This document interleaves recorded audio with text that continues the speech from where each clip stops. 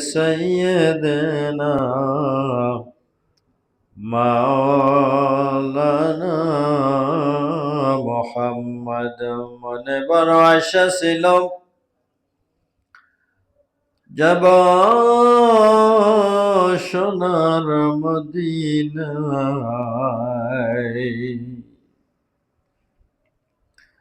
সাধ্য নাই রে যাই কেমনে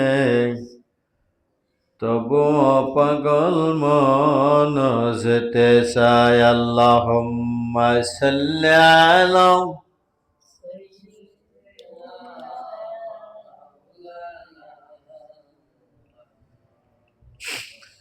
ওয়ালা আলি সাইয়্যিদিনা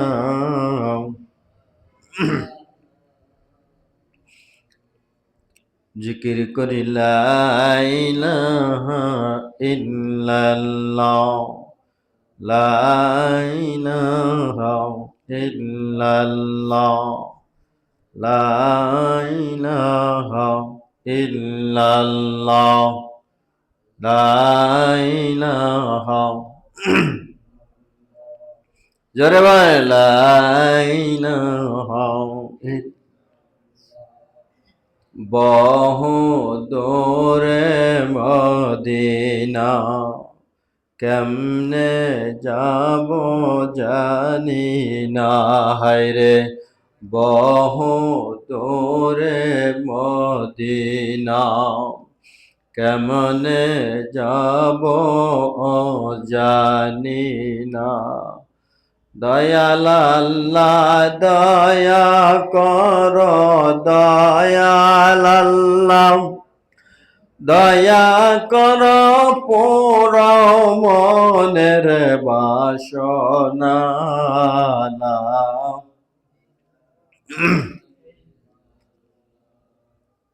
লা ইলাহা ইল্লাল্লাহ লা ইলাহা আমার আল্লাহ আল্লাহ আল্লাহ লা ইলাহা ইল্লাহু আমার আল্লাহ আল্লাহ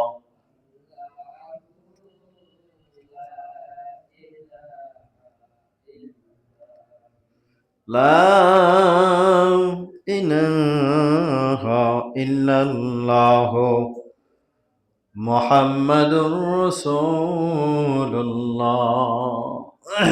সাল্লাল্লাহু আলাইহি ওয়াসাল্লাম। আপনারা ভালো আছেন সবাই? আল্লাহ পাকের দরবারে শুকরিয়া আদায় করি যে আল্লাহ পাক রব্বুল আলামিন আমাদেরকে আজকে রজব মাসের দ্বিতীয় জুমা অনেক মানুষের ভিতর থেকে ছাঁটাই বাছাই করিয়া আল্লাহ পাকের কিছু প্রিয় বান্দাদেরকে আল্লাহ পাক রব্বুল আলামিন কবুল করেছেন আল্লাহ পাকের ঘরে আসার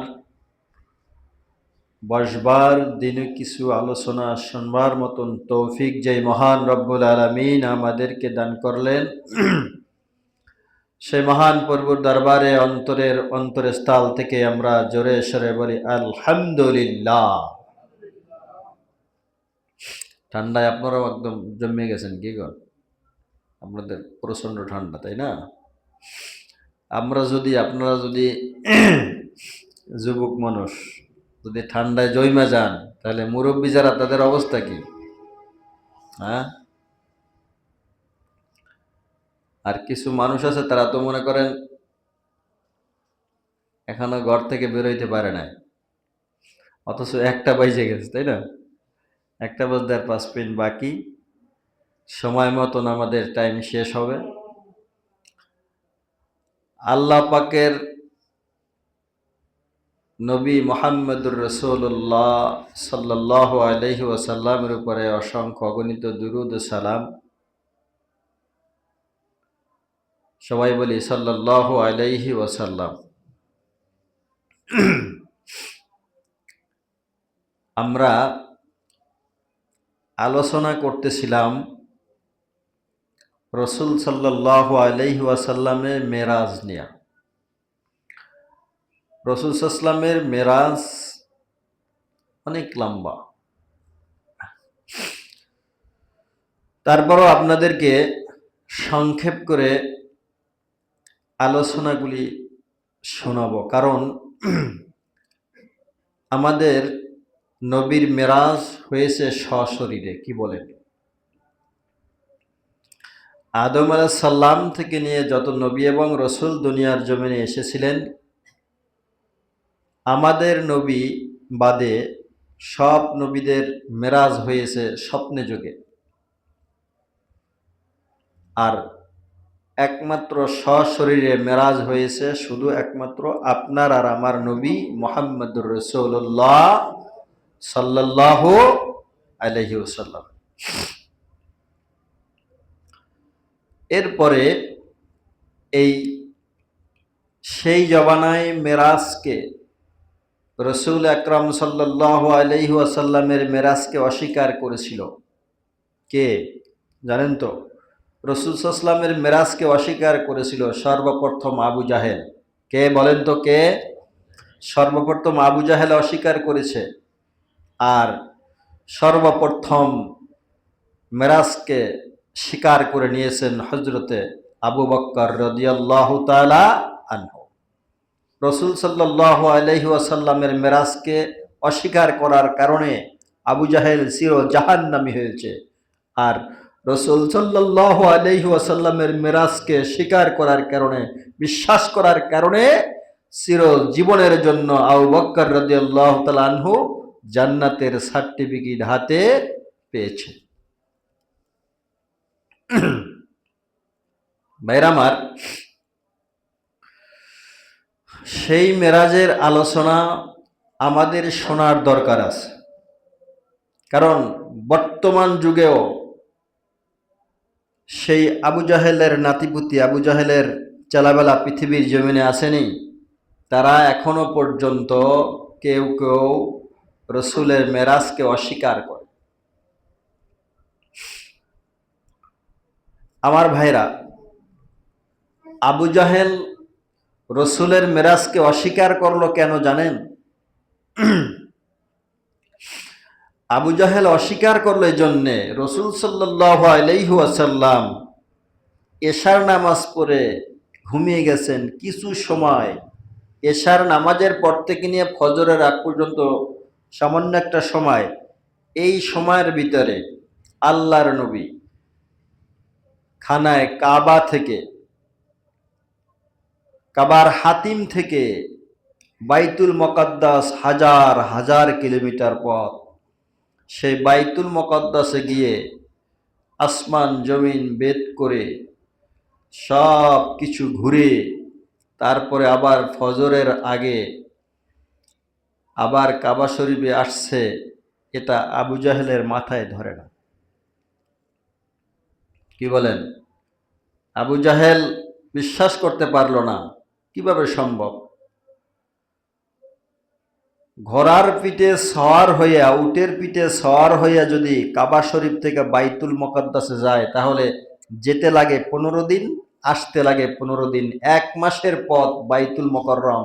সেখান থেকে প্রথম আসমান 500 বছরের রাস্তা, দ্বিতীয় আসমান 500 বছরের রাস্তা, তৃতীয় আসমান 500 বছরের রাস্তা, এরকম সপ্তম আসমান পর্যন্ত 500 500 করে হিসাব করলে 3500 বছরের রাস্তা।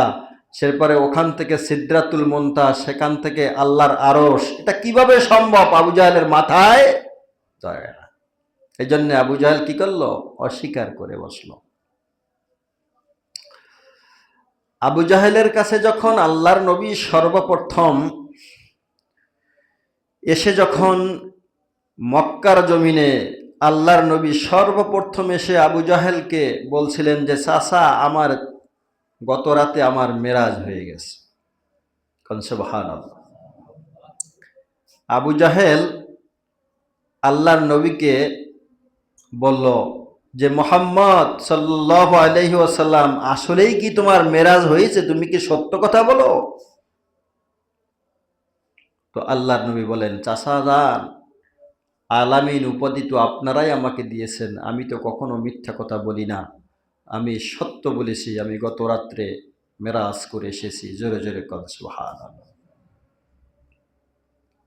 এ কথা শোনার পরে আবু জাহেল একটা দৌড় শুরু করে দিয়েছে। আবু জাহেল দৌড়ে গিয়া মক্কার সমস্ত নেতা কর্মী যারা আছে সবাইকে একত্রিত করে সর্বপ্রথম আবু বক্কর রাদিয়াল্লাহু তাআলা আনহুর কাছে গিয়া আবু জাহেল বলতেছে যে, আবু বক্কর শুনছো, তোমার সাথী মুহাম্মদ সাল্লাল্লাহু আলাইহি ওয়াসাল্লাম সে পাগল হয়ে গেছে। কারণ আবু জাহেলের ধারণা ছিল যে মুহাম্মদকে মোহাম্মদকে অস্বীকার করার মতন কোনো সুযোগ ছিল না, নাই।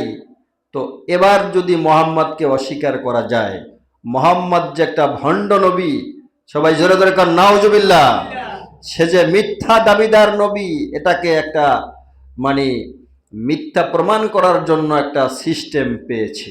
এটা হলো আবু জাহেলের ধারণা ছিল।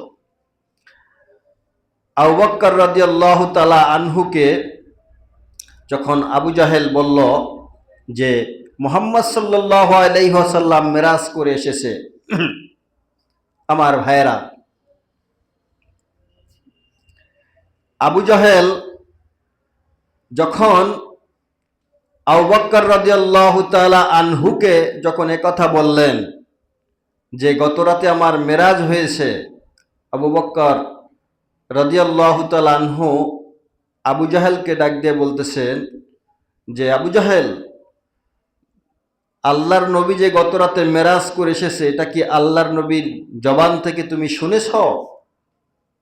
তখন আবু জাহেল বলতেছে, হ্যাঁ, তোমার নবী মুহাম্মদ সাল্লাল্লাহু আলাইহি ওয়াসাল্লামের জবান থেকেই এই মাত্র আমি শুনে এসেছি, সত্য কথা।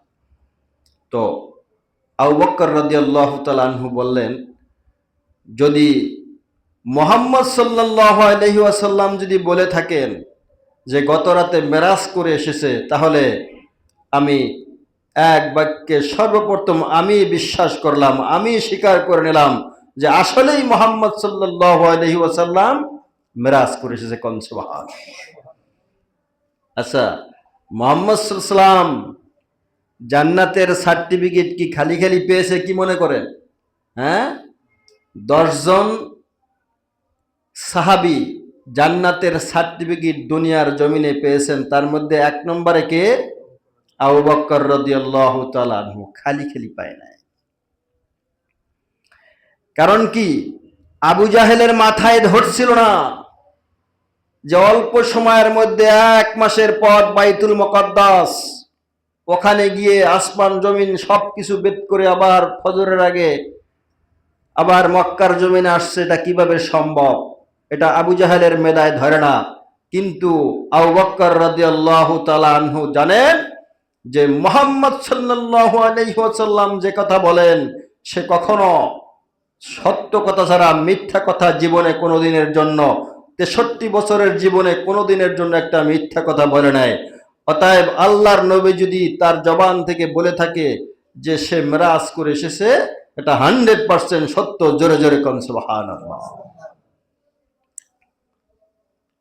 তো সেই মেরাজ নিয়ে আমরা কথা বলতেছিলাম। ভাইরা আমার, আল্লাহর নবী কাবার হাতিমে ছিলেন, সবাই ঘটনা স্পষ্ট, সকলের সামনে সবাই জানেন। এই কাবার হাতিম থেকে মানে কাবা শরীফ থেকে ঠিক সোজা হলো বাইতুল মামুর। এটা হলো 7ম আসমানের উপরে। কোন জায়গায়? মনে রাখতে হবে আপনাদের কিছু কিছু কথা। একেবারে কাবা শরীফের সোজাসুজি হলো বাইতুল মামুর। এটা হলো কোথায়? 7ম আসমানে। আর এই বাইতুল মামুর এখানে হলো ফেরেশতাদের ইবাদতখানা। আর ওখান থেকে বাইতুল মামুরের ঠিক একেবারে উপরে হলো সিদরাতুল মুনতাহা। আর এই সিদরাতুল মুনতাহা কি? সিদরাতুল মুনতাহা হলো একেবারে শেষ বটার, ওই সিদরাতুল মুনতাহার ওপারে হলো আল্লাহর আরশ, ওই সিদরাতুল মুনতাহার ওই পারে আর কারোর যাওয়ার কোনো ক্ষমতা নাই। এমনকি যেই জিব্রাইল নবীদের কাছে ওহী নিয়ে আসেন, ওই জিব্রাইলেরও বটার হলো মানে শেষ সীমানা হলো সিদরাতুল মুনতাহা, ওই জায়গা পর্যন্ত। ওর পরে হলো ওখান থেকে হাজার হাজার কিলোমিটার দূরে হলো আল্লাহর আরশ। ওই ওই দিকে আর যাওয়ার কোনো ক্ষমতা কারোর নাই। তো ওই সিদরাতুল মুনতাহার ঠিক সোজাসুজি হলো আল্লাহর আরশ। জোরে জোরে করেন সুবহানাল্লাহ। এখন প্রশ্ন হলো যে কাবা শরীফের ঠিক লেভেল একেবারে সোজা উপরে হলো উপরে হলো বাইতুল মামুর, তার উপরে হলো সিদরাতুল মুনতাহা, তার উপরে হলো আল্লাহর আরশ। কিন্তু কাবা শরীফ থেকে হাজার হাজার কিলোমিটার দূরে হলো এইদিকে হলো বাইতুল মুকাদ্দাস। আল্লাহর নবীকে সোজাসুজি উপরে না নিয়া বাইতুল মুকাদ্দাসে কেন নিলেন? ওইখান থেকে সোজা ঘুরে 1 মাসের পথ এইদিকে ঘুরে তারপর ওইখান থেকে আসমানে উঠাইলেন কেন? প্রশ্ন আসে কিনা আপনাদের? প্রশ্ন আসে। এই প্রশ্নের উত্তর হলো বাইতুল মুকাদ্দাস থেকে বোরাক সোজাসুজি আল্লাহর আরশে যাইতে পারতেন, কিন্তু সেটা না যাইয়া বাইতুল মুকাদ্দাসে যাওয়ার কারণ, অনেকগুলি কারণ রয়েছে। তাফসিরের কিতাবের মধ্যে কয়েকটি কারণ উল্লেখ করা হয়েছে। তার মধ্যে একটি কারণ হলো, আমার ভাইয়েরা, আল্লাহ পাকের নবী মুহাম্মদুর রাসূলুল্লাহ সাল্লাল্লাহু আলাইহি ওয়াসাল্লাম যে নবীদের সর্দার, নবীদের নবী, ওরাসাতুল আম্বিয়া, মানে নবীদের সর্দার, এটাকে প্রমাণ করার জন্য আল্লাহ পাক রব্বুল আলামিন ওই বাইতুল মুকাদ্দাসের মধ্যে সমস্ত নবীদেরকে, তার মানে 1.25 লক্ষ নবীদেরকে একত্রিত করেছিলেন। একথা তো আপনারা জানেন। আমার ভাইয়েরা, ওমা আরসালনাকা ইল্লা রাহমাতাল লিল আলামিন, ওমা আরসালনাকা ইল্লা কাফাতাল লিন-নাসি বাশীরাও ওয়া নাযীরা। আপনার আমার নবী মুহাম্মদুর রাসূলুল্লাহ সাল্লাল্লাহু আলাইহি ওয়াসাল্লাম যে নবীদের সর্দার, এটাকে প্রমাণ করার জন্য আল্লাহ পাক রব্বুল আলামিন ওই বাইতুল মুকাদ্দাসের মধ্যে 1.25 লক্ষ নবীদেরকে একত্রিত করেছিলেন। জোরে জোরে বলেন সুবহানাল্লাহ। এ মুসলমান, 1 নম্বর কারণ। দ্বিতীয় নম্বর কারণ হলো, তৎকালীন জমানায় 1.25 লক্ষ নবী রাসূল, 1.25 লক্ষ মানুষ একত্রিত হয়ে এক জায়গার মধ্যে নামাজ পড়ার মতন, এক জায়গার মধ্যে একত্রিত হওয়ার মতন বাইতুল মুকাদ্দাস ছাড়া এত বড় মসজিদ পৃথিবীর জমিনে আর ছিল না। জোরে জোরে কোন সুবহানাল্লাহ। বাইতুল মুকাদ্দাসের মতন এত বড় জায়গা পৃথিবীর জমিনে তৎকালীন সময় আর ছিল না। 1.25 লক্ষ নবী একত্রে একসাথেই বাইতুল মুকাদ্দাসের ভিতরে নামাজ আদায় করছিলেন। আমার ভাইয়েরা, তৃতীয় নম্বর কারণ হলো, বাইতুল মুকাদ্দাসের হেরেমের চতুর্পাশে 70,000 নবী এবং রাসূলদের রওজা। কোন সুবহানাল্লাহ। নবী রাসূলদের সাথে সাক্ষাৎ করার জন্য, নবী রাসূলের রওজা দেখানোর জন্য আল্লাহর নবী মুহাম্মদুর রাসূলুল্লাহ সাল্লাল্লাহু আলাইহি ওয়াসাল্লামকে আমার আল্লাহ সরাসরি একেবারে সোজাসুজি উপরে না নিয়ে এখান থেকে ঘুরে একটু বাইতুল মুকাদ্দাস থেকে বাইতুল মুকাদ্দাসে নবী রাসূলদের রওজা দেখায়া, নবী রাসূলদের সাথে সাক্ষাৎ করায়া, 2 রাকাত নামাজ পড়াইয়া তারপরে আল্লাহ পাক রব্বুল আলামিন তার বন্ধুকে একবারে আসমানে নিয়ে গিয়েছেন। কোন সুবহানাল্লাহ। বাইতুল মুকাদ্দাসের চতুর্পাশে 70,000 নবী রাসূলদের রওজা। তো 1.25 লক্ষ নবী এবং রসুলকে যে আল্লাহ পাক রব্বুল আলামিন একত্রিত করেছেন, এই 1.25 লক্ষ নবীদের মধ্যে সবচেয়ে শ্রেষ্ঠ নবী কে ছিলেন? নবীদের সর্দার কে ছিলেন? আপনার আমার নবী মুহাম্মদুর রাসূলুল্লাহ সাল্লাল্লাহু আলাইহি ওয়াসাল্লাম। এরপরে আরেকটি কারণ রয়েছে, এ মুসলমান মক্কার জমিন থেকে বাইতুল মুকদ্দাস, এই মাঝখানে আল্লাহর নবী মুহাম্মদুর রাসূলুল্লাহ সাল্লাল্লাহু আলাইহি ওয়াসাল্লামকে কিছু জায়গার মধ্যে আমার আল্লাহ কিছু দৃশ্য দেখিয়েছেন। তার মধ্যে নবী যখন কাবার হাতিম থেকে বোরাকে উঠে যখন বাইতুল মুকদ্দাসের দিকে রওনা হয়েছিলেন, কিছু দূর চলার পরে একটা জায়গার মধ্যে বোরাক থেমে গেল। জিবরাইল আমিন ডাক দিয়ে বলতেছেন, ইয়া রাসূলুল্লাহ, ইয়া হাবিবাল্লাহ, এই জায়গার মধ্যে নামেন, আপনি বোরাক থেকে এখানে নামেন। আল্লাহর নবী ডাক দিয়া বলেন, জিবরাইল, আমাকে যে এই জায়গার মধ্যে নামতে বললা, এই জায়গাটা কোন জায়গা? জিবরাইল বলেন, ইয়া রাসূলুল্লাহ, ইয়া হাবিবাল্লাহ, এটা হলো তুর পাহাড়। জোরে জোরে কোন সুবহানাল্লাহ। আল্লাহর নবী ডাক দিয়া বলেন, ও জিবরাইল, তুর পাহাড় কেন পোড়া? তুর পাহাড় পুড়েছিল কেন জানেন তো? মূসা আলাইহিস সালাম আল্লাহর সঙ্গে সাক্ষাৎ করার জন্য তুর পাহাড়ে গিয়েছিলেন, জানেন তো ঘটনা? আমার আল্লাহর 70,000 নূরের তাজাল্লির 70,000 পর্দার ওই পাশ থেকে নূরের তাজাল্লি দিয়েছিলেন সামান্য মাত্র, আর সামান্য মাত্র নূরের তাজাল্লিতে ওই তুর পাহাড় পুরে ছারখার হয়ে গিয়েছিল। কান সুবহানাল্লাহ। আমার নবীকে যে আল্লাহ পাক রব্বুল আমিন তার বাড়িতে নিয়ে সরাসরি মেরাজ করেছিলেন, আর মূসা আলাইহিস সালাম আল্লাহর সঙ্গে সাক্ষাৎ করতে চেয়েছিলেন, পারে নাই। আমার নবী যে মূসা আলাইহিস সালামের চেয়েও শ্রেষ্ঠ নবী, ঈসা আলাইহিস সালামের চেয়ে শ্রেষ্ঠ নবী, আদম আলাইহিস সালাম, ইব্রাহিম আলাইহিস সালাম, সমস্ত নবীদের চেয়ে শ্রেষ্ঠ নবী, এটা প্রমাণ করার জন্য আমার আল্লাহ বলে, দেখো ও বন্ধু, তুমি দেখো, মূসা আলাইহিস সালাম আমার সাথে সাক্ষাৎ করতে চেয়েছিল, পারে নাই। মূসা আলাইহিস সালামের রোনাজারিতে বারবার রোনাজারিতে আমি আমার নূরের তাজাল্লি থেকে সামান্য তাজাল্লি দিয়েছিলাম, তুর পাহাড়টা পুরে সারকার হয়ে গিয়েছিল। ও নবী, ওই দৃশ্য দেখার জন্য আমি আপনাকে তুর পাহাড়ে অবস্থান করার জন্য অনুমতি দিয়েছি। কোন সুবহানাল্লাহ। লম্বা ঘটনা। ওখান থেকে আবার বোরাকের উপরে সওয়ার হলেন, বোরাকের উপরে সওয়ার হয়ে চলতে লাগলেন, চলতে চলতে চলতে চলতে কিছু দূর যাওয়ার পরে আবার বোরাক থেমে গেল। জিবরাইল আমিন ডাক দিয়ে বলতেছেন, ইয়া রাসূলুল্লাহ, ইয়া হাবিবাল্লাহ, এই জায়গার মধ্যে আপনি নামেন বোরাক থেকে, এই জায়গায় 2 রাকাত নামাজ আদায় করেন। জিবরাইল আমিন এই কথা বলার পরে আল্লাহর নবী জিবরাইলকে ডাক দিয়ে বলে, জিবরাইল, এখানে যে আমাকে নামতে বললা, এটা কোন জায়গা?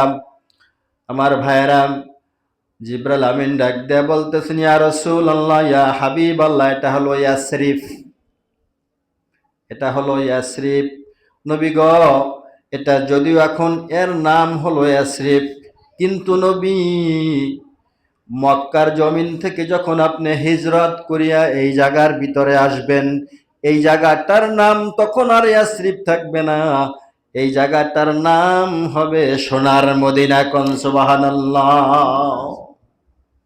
কি হবে? সোনার মদিনা। সোনার মদিনা হয়েছেনি মুসলমান। সোনার মদিনা, এমন মদিনা, এমন মদিনা, পৃথিবীর জমিনে এত সুন্দর জায়গা আর পৃথিবীর জমিনে কোথায়ও নাই। তখন ছিল সামান্য একটা জঙ্গল, আর এখন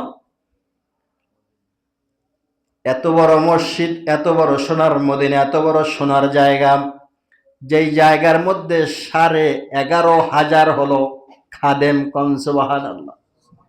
মসজিদে নববীতে 11,500 খাদেম। তারা শুধু কি করে? শুধু মসজিদ ধোয়া মোছা ইত্যাদি খাদেম। আমার ভাইয়েরা, যেখানে 11,500 খাদেম যেই মসজিদে নববীর মধ্যে খাদেমগিরি করে, ওই জায়গায় কতগুলি মুসল্লি নামাজ পড়তে পারে জানেন? এ মুসলমান, জিব্রাইল আমিন আল্লাহর নবীকে ডাক দিয়ে বলতেছেন, ইয়া রাসূলুল্লাহ, ইয়া হাবিবাল্লাহ, এই জায়গাটার দাম এত মূল্য, এই জায়গাটার মূল্য এত হবে, এত হবে, এত দাম হবে, এত দাম হবে। আপনি যখন মক্কার জমিনের কাফেরদের যন্ত্রণা সহ্য করতে না পেরে যখন আপনি মদিনায় এই জায়গার ভিতরে চলে আসবেন, এই জায়গাটার মূল্য তখন এত মূল্য হবে। এখানে আর জঙ্গল থাকবে না, এখানে মসজিদে নববী হবে। আর এই মসজিদে নববী আপনি প্রতিষ্ঠিত করবেন। এই মসজিদে নববীর ভিতরে যখন মানুষ নামাজ পড়তে আসবে, পৃথিবীর বিভিন্ন জায়গা থেকে হাজী সাহেবরা নামাজ পড়ার জন্য আসবে। ও নবী, এই মসজিদে নববীর ভিতরে যদি কোনো মানুষ 1 রাকাত নামাজ আদায় করে, 50 রাকাত নামাজের সব আল্লাহ তার আমল নামায় দিয়ে দেবে। কোন সুবহানাল্লাহ। মুকুন সুষ্টি নামাজে পাঞ্জগানা, ফাওয়াইলুল লিল মুসাল্লিন আল্লাযিনা। মসজিদে নববীতে 1 রাকাত নামাজ পড়লে কত রাকাত নামাজের সব? ভাইরা আমার, কাবা শরীফে যদি কোনো মানুষ 1 রাকাত নামাজ আদায় করে, 1 লক্ষ রাকাত নামাজ আদায়, 1 লক্ষ রাকাত নামাজ পড়ার মত আদায় করার সব তার আমল নামায় দিয়ে দেয়। মসজিদে নববীতে 1 রাকাত পড়লে 50,000 রাকাতের সব। আর বাইতুল মুকাদ্দাস, যেখানে আমার নবীজি অবস্থান করছিলেন, ওই জায়গার মধ্যে যদি 1 রাকাত নামাজ আদায় করে, 25,000 রাকাত নামাজ আদায় করার সব। কোন সুবহানাল্লাহ। এত মূল্যবান জায়গায় যাইতে মনে চাইনি আপনাদের? আমার ভাইয়েরা, সবচেয়ে মূল্যবান জায়গা হলো আমার আল্লাহর কাবা, যেখানে, কথা কন ঠিক কিনা? এরপরে মদিনা শরীফ, তারপরে বাইতুল মুকাদ্দাস। তো আল্লাহ পাকের নবীকে ওই দৃশ্য দেখানোর জন্য বোরাকে উঠাইয়া তাকে এই দৃশ্যগুলি দেখালেন। আরো কিছু জায়গা দেখাইছিলেন, সেগুলি বললাম না, কিন্তু মূল যে কথাগুলি বললাম, যে মদিনা শরীফ ওখানে নিয়ে গিয়েছিলেন কেন? যে এইখানে আল্লাহর নবী হিজরত করে এখানে আসবেন, এখানে সোনার মদিনায় পরিণত হবে, সেখানে সারা পৃথিবীর থেকে মানুষ সেখানে যাবে। আমার আপন ছোট ভাই এখন বর্তমানে মসজিদে নববীর খাদেম। জোরে জোরে কোন সুবহানাল্লাহ। আমার আপন ছোট ভাই মসজিদে নববীর খাদেম। আমি জীবনে কখনো কল্পনা করি নাই, আমি ভাবতাম যে মসজিদে নববী বা কাবা শরীফের খাদেম যারা, হয়তো পৃথিবীর বড় বড় রাষ্ট্রের বিভিন্ন জায়গার হতে হবে বা আরব কান্ট্রির কেউ হবে, কিন্তু না। পরে যে কোনোভাবে ওখানে আমার এক বন্ধু গিয়েছিল হাম্মামের খাদেম। হাম্মাম পর্যন্ত মানে বাথরুমের, মানে মসজিদে নববীর বাথরুমের খাদেম হিসেবে সে ওখানে গিয়েছিল। শুধু বারবার শুধু পোস্ট দেয় ফেসবুকে যে আমি অমুক এই মদিনার খাদেম। আমি বিশ্বাস করতে পারি না, কারণ আমার ধারণা ছিল মদিনার মসজিদের খাদেম হয়তো বা বড় বড় রাষ্ট্রের কোনো বড় বড় ব্যক্তিরা হবে। পরে যখন তার সাথে ফোনে কথা হলো, হওয়ার পরে বলতেছে, দোস্ত আমি হলো এই মসজিদে নববীর খাদেম। হাম্মামের খাদেম হোক যাইয়া, মানে হাম্মাম তো বুঝতেছেন, বাথরুমের খাদেম হোক যাইয়া। আমি ওরে বললাম, দেখো আমার ছোট ভাই দেশের ভাই এই সৌদিতে আছে, ওরে ওইখানে ঢুকাইতে পারো কিনা। যাই হোক, বিভিন্ন সিস্টেমের মাধ্যমে সিস্টেম করে সে তো হাম্মামের খাদেম, আর আমার আপন ছোট ভাই সেও আলেম, তাকে একবারে মসজিদের নববীর ভিতরের, যে এই যে আমাদের মুয়াজ্জিন সাহেব মোছে না, ঠিক ওই মোছামুছির জন্য যে খাদেম দরকার, ওই খাদেম পোস্টে তার চাকরি হয়েছে গত 2 মাস আগে। বলেন আল্লাহুম্মা আমিন। তো আমি আমার ছোট ভাইকে বলি যে তোর জীবনটা তো ধন্য হয়ে গেছে, তোর জীবনটা ধন্য হয়ে গেছে। মাঝে মাঝে বলি, কেন? 1 রাকাত নামাজ পড়লে যদি 50,000 রাকাতের সওয়াব আল্লাহ দিয়ে দেয়, তাহলে ও তো 5 ওয়াক্ত নামাজ সেখানে পড়ে। আমি বললাম, আবার দুষ্টমি করে বললাম, তুই এত সব কই রাখবি?